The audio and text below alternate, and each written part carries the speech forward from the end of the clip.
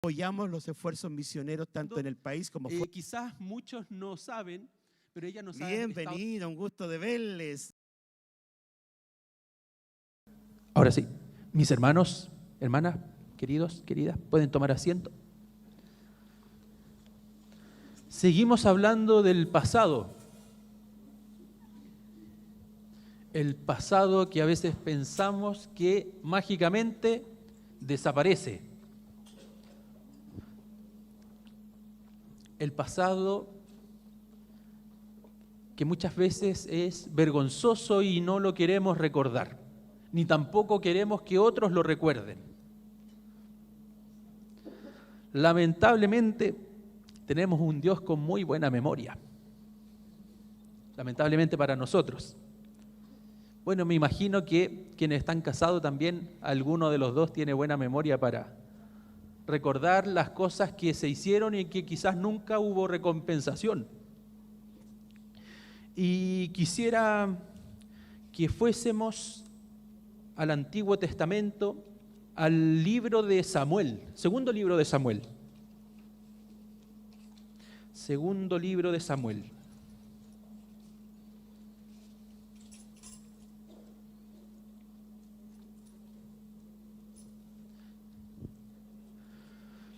El título de la reflexión que vamos a compartir hoy es Por un pasado que no avergüenza. Por un pasado que no avergüenza.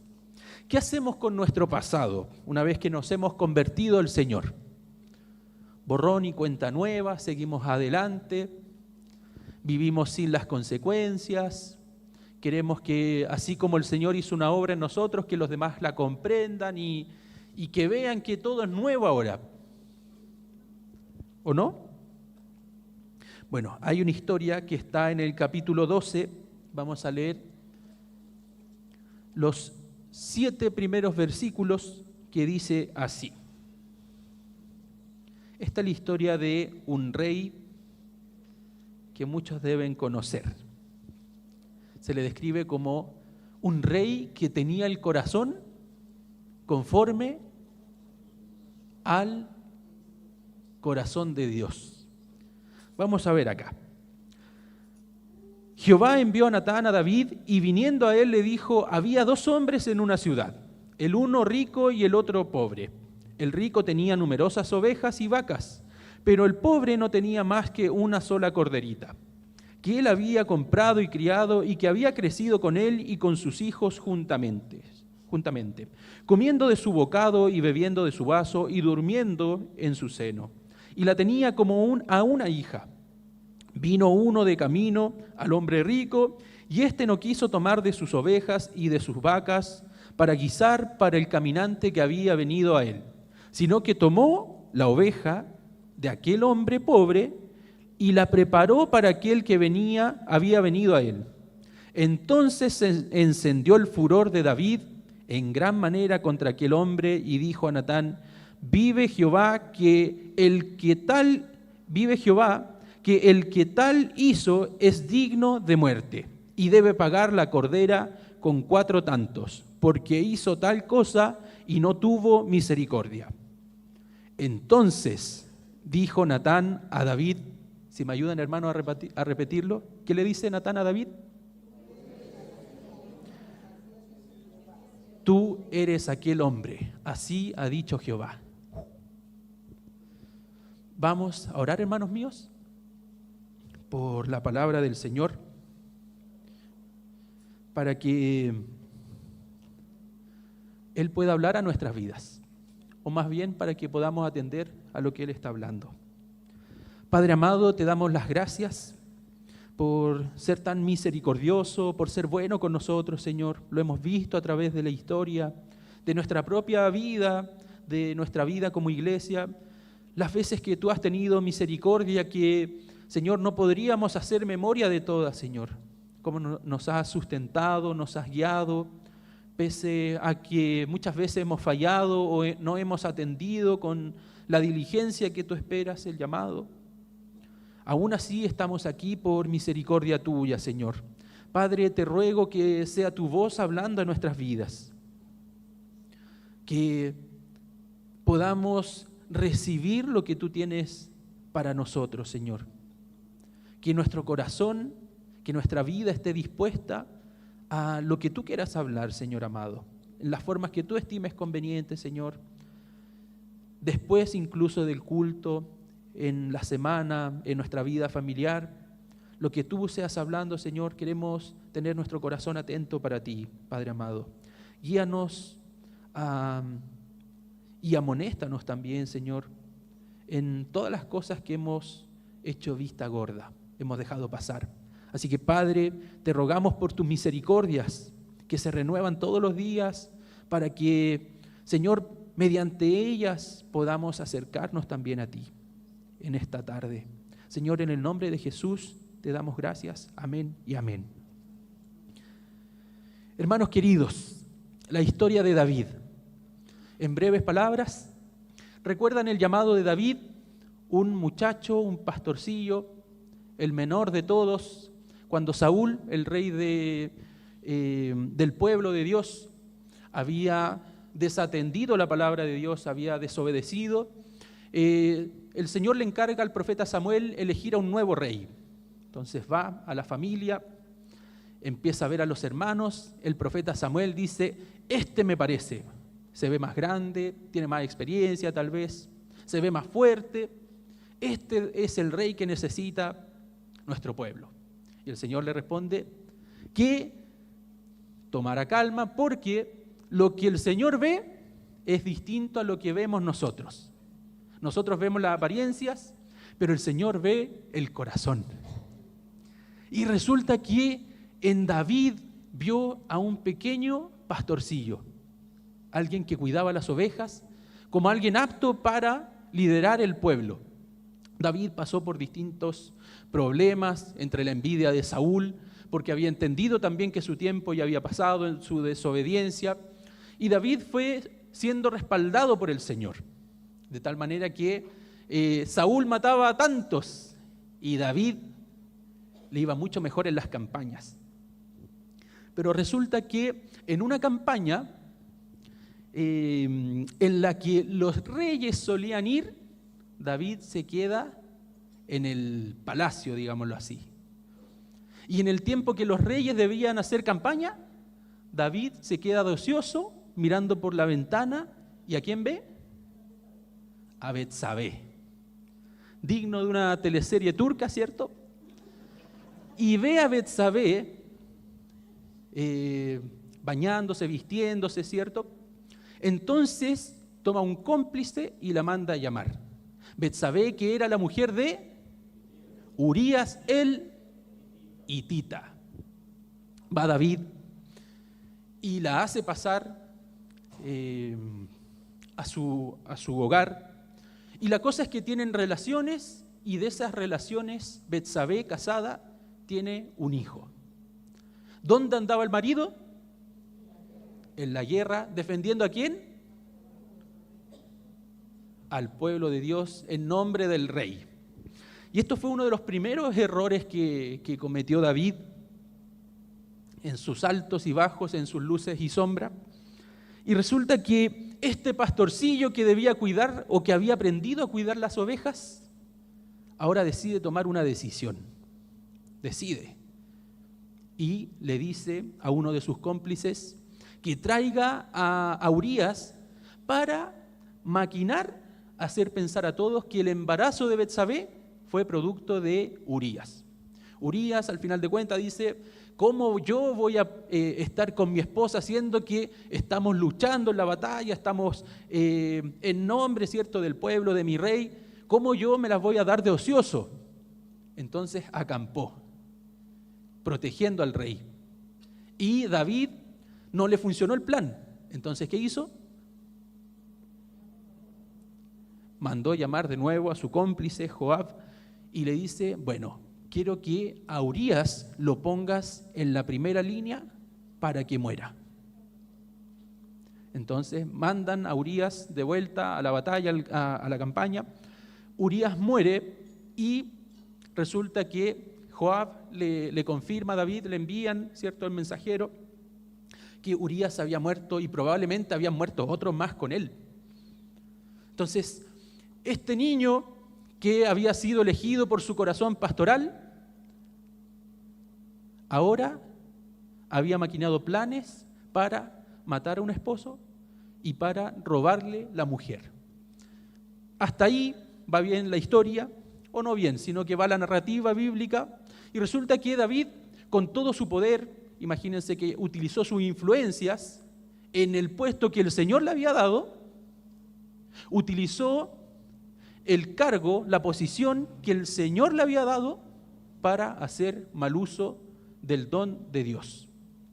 En respuesta, el Señor que todo lo ve, el Señor que es justo, el Señor que tiene buena memoria, manda al profeta Natán. Y el profeta Natán le cuenta una historia bien emotiva sobre esta oveja que finalmente el profeta le dice: ese eres tú. ¿Qué hacemos?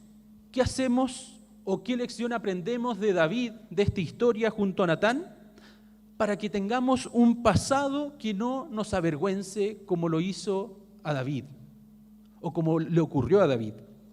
Lo primero es que debemos reconocer primeramente nuestros pecados. En el caso de David estaba haciendo omisión, estaba omitiendo lo que él había hecho, haciendo llamar testigos, haciendo llamar a sus cómplices para cometer las atrocidades que él quería por su ocio, ¿cierto?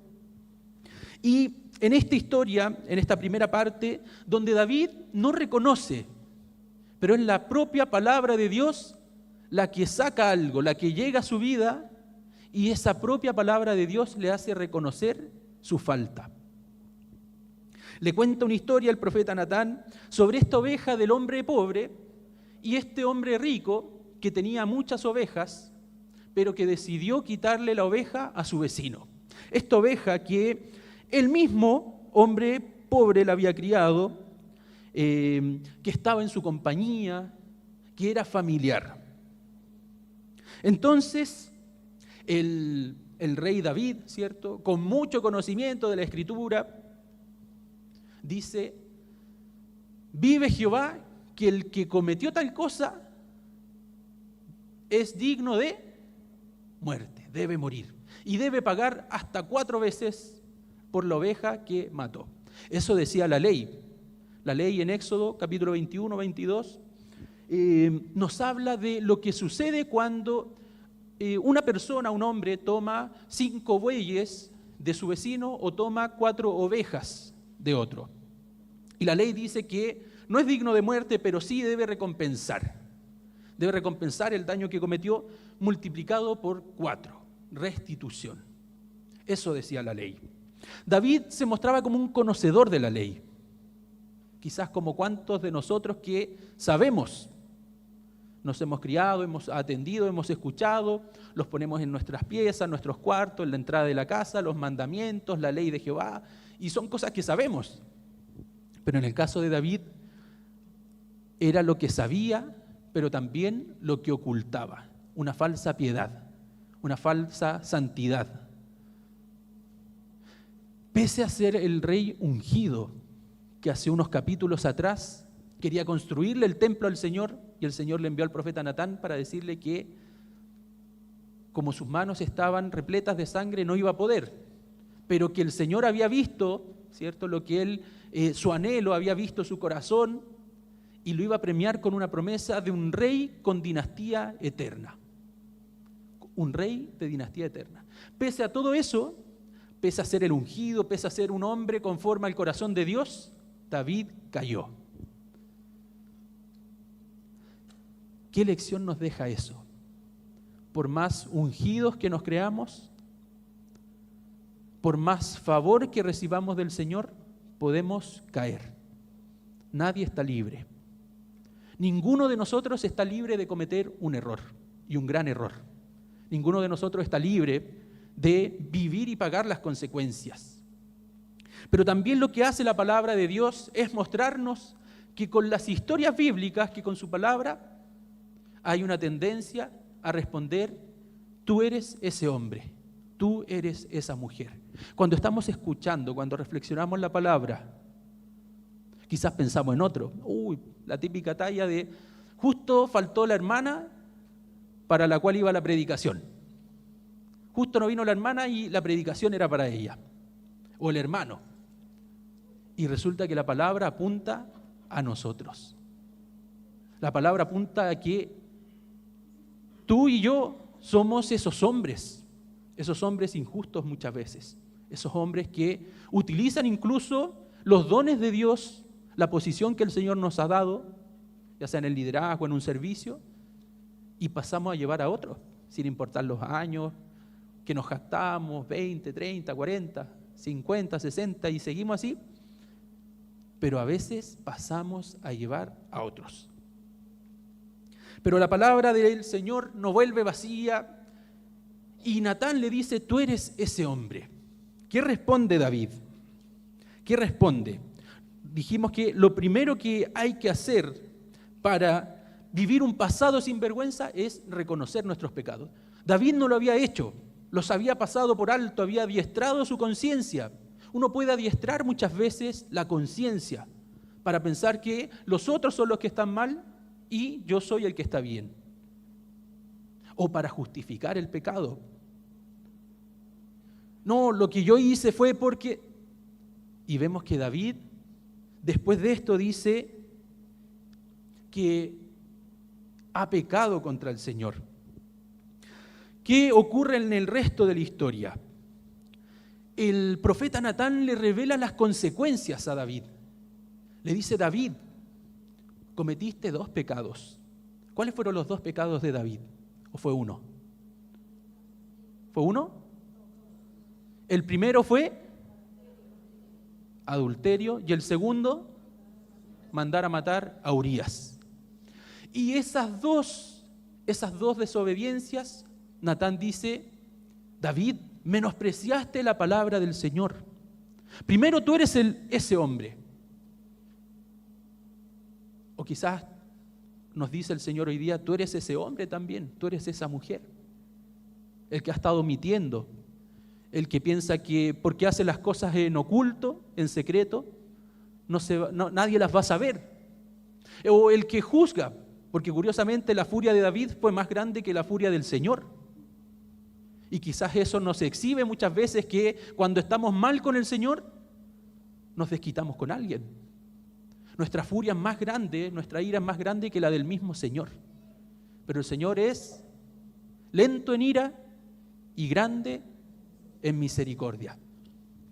Resulta que el profeta le dice, David, menospreciaste la palabra del Señor.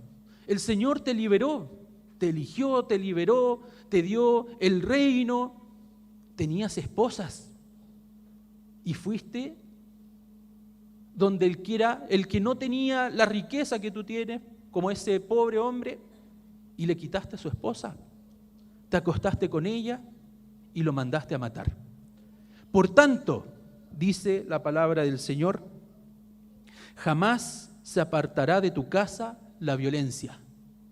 Y lo segundo que dice, en tu propia cara otros van a tomar a tus mujeres. 2 consecuencias hasta el momento de los actos de David.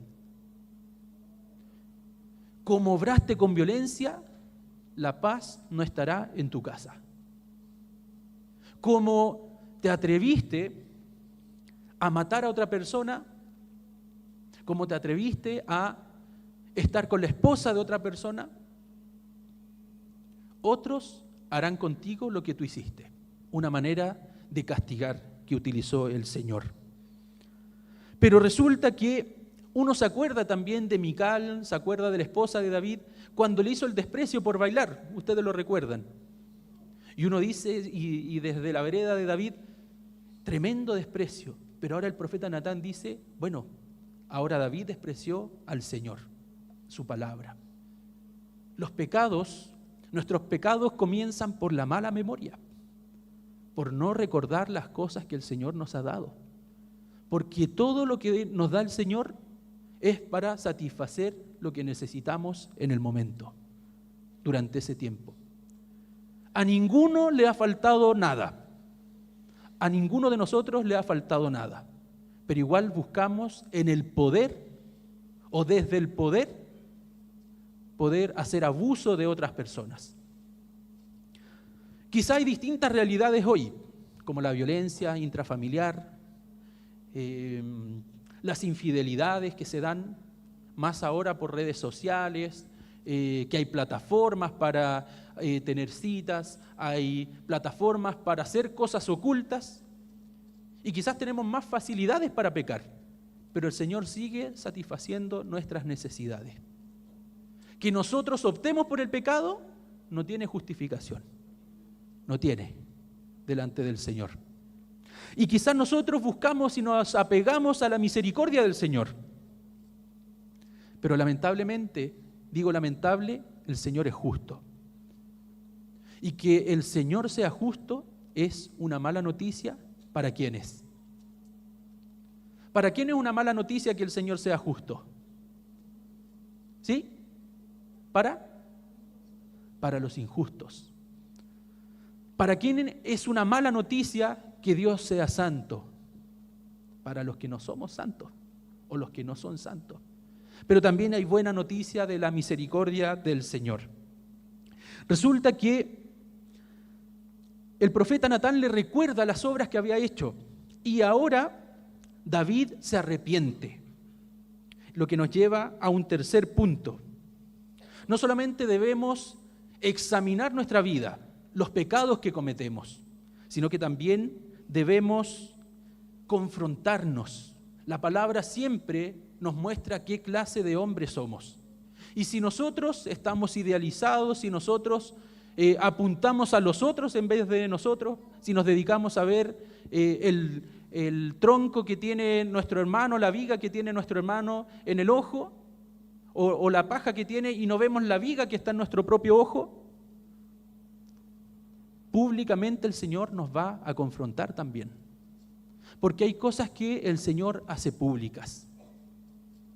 El Señor desvela los secretos. No podemos ocultarle nada, ni los profetas podían o querían arrancar para allá, se encontraban al Señor. Querían ir por el sur, por el norte, se encontraban al Señor. Nadie puede escapar del Señor. Entonces, debemos confrontar nuestra vida, desarrollar una cultura de confesión. Tristemente, ustedes quizás me podrían confirmar, en sus hogares, en nuestros hogares, ¿tenemos una práctica de confesión? Donde esposos confiesan sus faltas o las atesoran para humillar al otro. Donde padres e hijos tienen en su lenguaje el lenguaje del perdón. Me atrevo a decir que incluso en muchas familias acá nunca se ha mencionado la palabra perdón. No está en el lenguaje de hijos con padres, de padres o esposos y esposas, padres e hijos. El pedir perdón, el examinarse. El pensar que el mundo está mal y yo estoy bien es un gran problema. La palabra del Señor siempre apunta a examinarnos a nosotros mismos. Tú eres ese hombre, tú eres esa mujer. Pero también lo tercero, para que tengamos un pasado que no nos avergüence, es confesar. Confesar los pecados que cometemos. ¿Usted sabe que la palabra confesar significa hablar lo mismo? En el griego la palabra confesar significa hablar lo mismo. ¿Hablar lo mismo que quién? Confesar quiere decir que yo reconozco lo que el Señor dice de mí. Yo reconozco que el Señor a veces tiene cosas contra mí, como lo tenía contra la iglesia de Efeso, como lo tenía contra las 7 iglesias. El Señor a veces tiene cosas contra nosotros que dejamos de hacer o que no hacemos o que hacemos. Pero hay cosas que desprecian al Señor mismo y su palabra, que nosotros cometemos. Y viene la palabra o a veces el Señor envía a alguien para decirnos, tú eres ese hombre, tú eres esa mujer. Pero David se arrepiente y el Señor le dice también, por cuanto esta situación llevó a que los enemigos del Señor blasfemaran su nombre, iba a haber una tercera consecuencia. Y era que este hijo que tenía con Betsabé iba a fallecer. Entonces David se apegó a las misericordias de Dios. Empezó a hacer ayuno, se vistió, empezó a orar, a clamar al Señor. Y el bebé a los 7 días murió. ¿Qué hizo David? Se vistió, comió, se perfumó y fue a cantar al Señor. Uno dice, ¿qué ocurrió aquí? Ante el duelo, ¿qué hace uno? Llora. Ante el duelo, ¿qué hace uno? Llora, acompaña. Y la gente, los guardias, le estaban preguntando a David, no le querían avisar que su hijo había fallecido, pero David lo supo y fue a cantarle al Señor. David se dio cuenta que una cosa es la misericordia de Dios y otra cosa es la justicia. El Señor, por amor a nosotros, por su misericordia, muchas veces no va a permitir, como le dijo a David, el Señor te ha perdonado, no va a permitir que mueras, pero sí vivir las consecuencias. ¿Cómo se ven las consecuencias de nuestros pecados? Los pecados tienen una dimensión comunitaria, no solamente nos afectan a nosotros, afectan a las familias, afectan a los matrimonios, afectan a los hijos. El pecado que uno comete, por más oculto que sea, por más privado que sea, afecta a toda la iglesia. Lo que hace mi hermano Juanito Pérez me afecta a mí, les afecta a ustedes. Lo que hago yo delante del Señor le va a afectar a todos ustedes. Esas son las consecuencias. Como dice Santiago, el pecado da luz ¿a qué cosa? Las consecuencias. Las concupiscencias dan a luz el pecado y el pecado da luz a las consecuencias. Está bien, somos todos cristianos. Hemos creído al Señor, creemos en su misericordia, pero tenemos que lidiar con las consecuencias. ¿Cómo se ven las consecuencias? A veces un hijo que se va, a veces una relación que se pierde, a veces un matrimonio que se distancia, a veces un hermano que se va de la iglesia o termina hablando mal de otros. El pecado se puede observar en las relaciones, cuando tomamos distancia unos de otros. Hay algo que nos avergüenza. Y puede ser que tengamos muchas cosas que ocultamos, pero para el Señor están ahí. Y puede ser que en algún momento Él envíe a alguien como el profeta Natán. Quizás sea la esposa de alguno de ustedes, el esposo, un hijo. Pero el Señor va a querer que ese pasado no nos avergüence, que podamos también remediar las cosas. Si no, sería muy sencillo cometer errores y vivir la vida como si nada. Pero resulta que el Señor perdonó a David. Y después David volvió a tener un hijo con Betsabé y ahora la tomó por esposa. Y el Señor, ¿cómo le puso el nombre? Salomón fue el nombre que David le puso, que significa paz, una muestra de paz. David tuvo paz con el Señor, pero tuvo que vivir las consecuencias. Y el Señor le mostró por medio del profeta Natán que ese hijo, Salomón, iba a ser preferido por el Señor. O sea, el Señor, por su misericordia, ahora le permitió tener un hijo y por su misericordia hizo la paz con David, por misericordia. Pero no podemos tener paz si nos escapamos de las consecuencias. Hay que enfrentar las consecuencias de algún modo. Y mire, este rey, este pastor que fue llamado a ser rey, este pastor que Dios había visto a un niño, a un chico que cuidaba sus ovejas, que terminó matándolas, como la historia que contó Natán, que no es coincidencia que le hable de un pastor. David sabía de pastorear, David sabía lo que era cuidar, pero terminó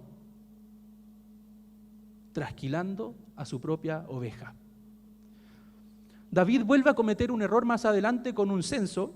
Con esto vamos a ir terminando. Y el Señor nuevamente lo tiene que castigar.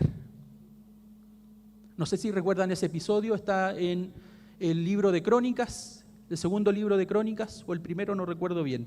El Señor tiene que castigar a David por algunas cosas que hizo a través del censo. Y le dice David, mediante un profeta. Te doy 3 opciones. Tú vas a elegir el castigo. El primero, pueden ser 7 años de hambruna. El segundo, tus enemigos te van a perseguir. Y el tercero, una peste de 3 días. David, en aprietos, le dice: Señor, castígame tú. Castígame tú. Porque yo sé que tú tienes misericordia. Yo sé que si tengo que vivir las consecuencias, tú vas a tener misericordia. Pero sé también que si otros me juzgan, no la van a tener. La misericordia de Dios es nuestro refugio, hermanos. Aun cuando nos equivocamos, aun cuando cometemos pecados, por el peor de los pecados que sea en nuestra lista, tenemos que refugiarnos en el Señor.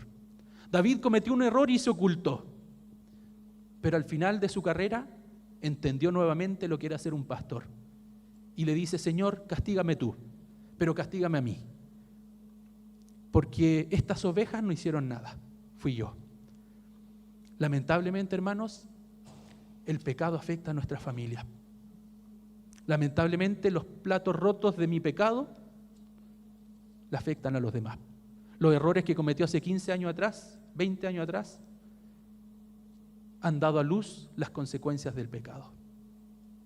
Pero tenemos una buena noticia, que el Señor quiere buscar la paz. El Señor ha respondido. Quizá alguno de hoy, alguno de los que ha venido acá ha venido a ocultarse de alguna forma. Quizá alguno ha venido a adiestrar su conciencia, a escuchar palabras de bendición para el negocio, para la familia. Quizá alguno ha venido a apelar a las misericordias porque no quiere vivir las consecuencias o le teme el juicio al Señor.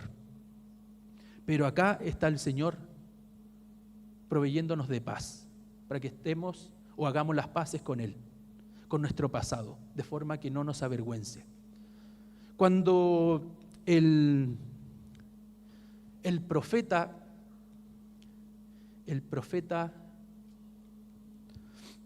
estaba en un contexto en que el pueblo había pecado, tenía que interceder y tenía que denunciar lo que había hecho el pueblo. Y en una ocasión el pueblo se dio cuenta que pecó y el Señor les dijo, por amor a ustedes callaré, por amor callaré de amor. El Señor quizás no se va a acordar más de las cosas que hicimos en el pasado, pero sí nos va a permitir, mediante las consecuencias, renovar nuestra vida, renovar nuestro pasado. Así que, hermanos míos, el mensaje es: no podemos escapar de la disciplina del Señor. En algún momento nos va a llegar. En algún momento quizás pensamos ocultarlo, pero se puede hacer público. Todo lo que hemos cometido, todo lo que hemos hecho. Y en el caso de Betsabé, tuvo que vivir con 2 duelos por el pecado de un rey. El duelo de su esposo y el duelo de un hijo. No esperemos a que otra Betsabé sufra por los duelos que nosotros hemos provocado. Remediemos, reconstruyamos las familias, padres más atentos con sus hijos, tenemos que hacernos cargos también de nuestros padres. Hermanos, busquemos el rostro del Señor. Les animo a que nos pongamos en pie y oremos. Oramos al Señor. Mientras mis hermanos de la alabanza, le invito, hermano mío, hermano querido, hermana querida, que pueda examinarse frente al Señor. Quizás hay algo que el Señor quiere que hoy confesemos. Hay algo que no le hemos dicho: Señor, perdón porque he pecado contra ti. Quizás hay algo en la familia que nos ha dicho, pero ahí está. El Señor tiene misericordia. Padre, estamos en este espacio y queremos confesar, Señor, que primeramente tu mensaje habla hacia nosotros, hacia nuestra vida, que no todo está bien, Señor. Gracias, Señor, por mostrarnos que no todo está bien, que hay cosas que no están bien.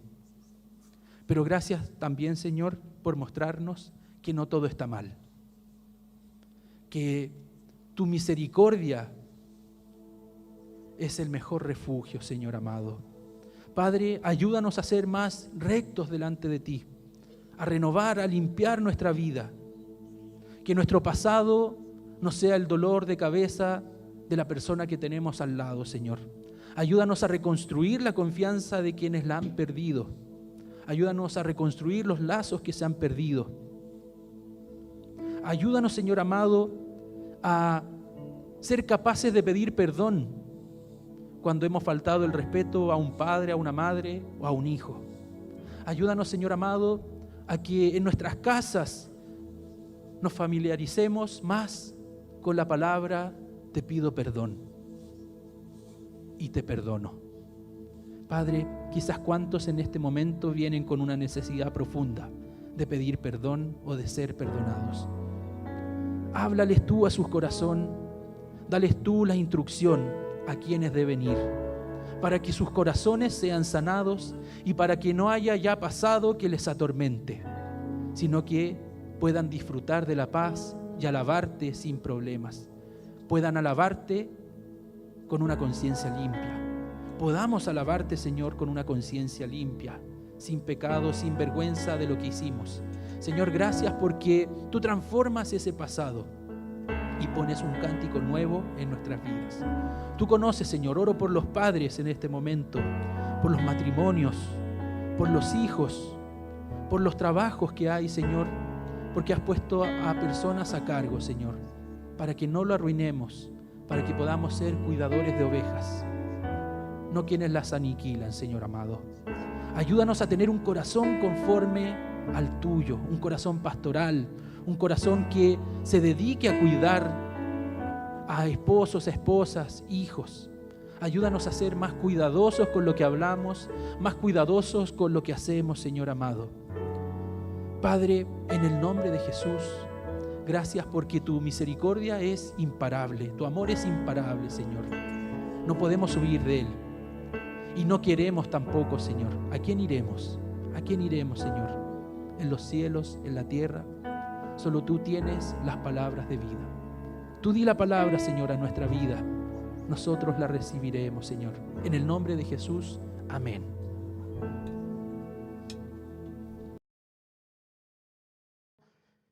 Y alguien se la leyó.